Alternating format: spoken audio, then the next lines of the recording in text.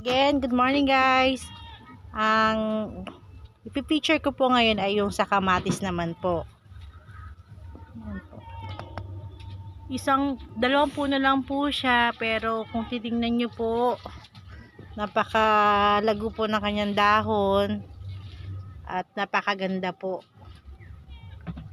Ngayon, nakaraan po dahil sa sitaw, pinakita ko po paano siya namunga. Ngayon, sa kamatis naman po, papakita ko po sa inyo sa nanggagaling yung bunga niya. Sa ngayon, ito po yung kanyang mga bulaklak. Ayan po. Ayan, ang ganda po ano. Ayan. Ang dami po niyang bulaklak. Ngayon, saan po ba manggagaling ang kanyang bunga? Ito po siya. Ayan po. Kung nakikita niyo po, nalusaw na rin po yung kanyang bulaklak. At lalabas na po ang kanyang bunga. Ito po yung kanyang bunga. Maliit pa po. Ayan po. Ayan po ang kanyang mga bunga.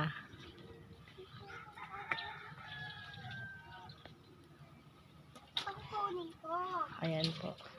Dalawang puno lang po siya, pero kapag naalagaan po talaga ay lalaki siya at lalago.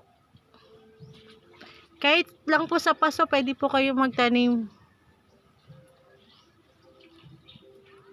sa paligid ng bahay po ninyo kung wala po kayong mga taniman.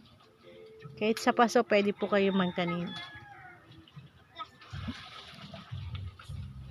Salamat guys. Bye-bye.